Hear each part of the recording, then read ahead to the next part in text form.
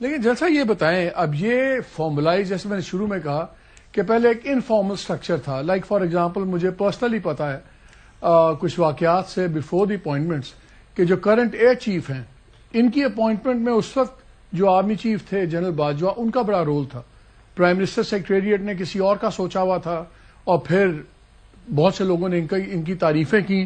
تو اس وقت کے chief of the army staff نے بھی ایڈوائز کیا پرائم منسٹر کو کہ ان کو لائیں. سو انفارمل رول تھا. اب جب فارمل رول ہو گیا اور چیف آف ڈیفنس فورسز جو ہے یہ اب 12 مہینے کی نوکری ہے، تو ایز فیلڈ مارشل اب chief of the army staff تھے، فیلڈ مارشل آنری ٹائٹل آ گیا، تو بہرحال وہ اپنی فورسز کو دیکھ رہے تھے. اب فیلڈ مارشل فارملی تمام فورسز کو اوور آل ان کے نیچے وہ آ گئی ہیں امبریلا کے نیچے.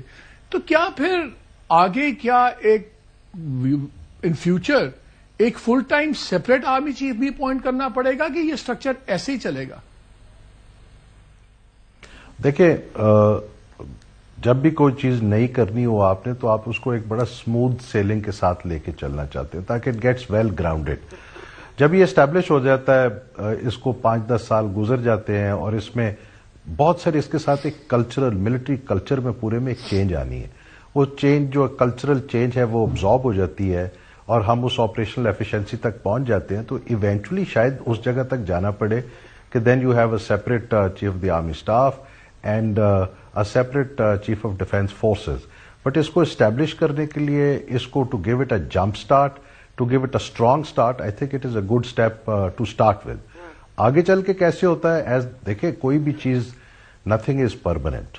جیسے جیسے ہمارا تھریٹ ایوالو ہو رہا ہے، جیسے جیسے ماڈرن وارفیئر ایوالو ہو رہی ہے، اسی طرح ایوولوشن فوجوں میں بھی ہو رہا ہوتا ہے.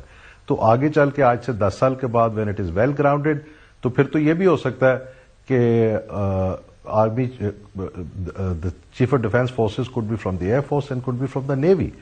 تو وہ ایک سٹیج ہے جو کسی ایک ٹائم پہ آئے گی. اینڈ میرا یہ خیال ہے کہ دنیا نے آلریڈی بہت سارے ملکوں میں وہ یہاں تک پہنچ گئے، یونائٹڈ اسٹیٹس امریکہ میں، کچھ اور ملکوں میں، کہ اب ان کا air force, navy, land forces, marine forces میں سے کوئی بھی چیف آف ڈیفینس اسٹاف ان کا ہو سکتا ہے. تو یہ it is to start with اس لیے کرنا ضروری تھا کہ Pakistan army is a much larger force.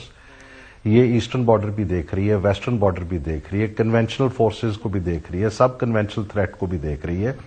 تو یہ سارے کو ایک جگہ پہ لا کے اس کو جمپ سٹارٹ کرنا، اچھے طریقے سے سٹارٹ کرنا، آئی think it was a good step.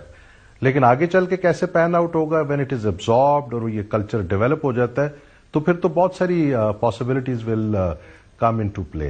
Eventually, yes, I agree with you, a stage will come when there will be a separate chief of the army staff and a separate empowered chief of defense staff headquarters.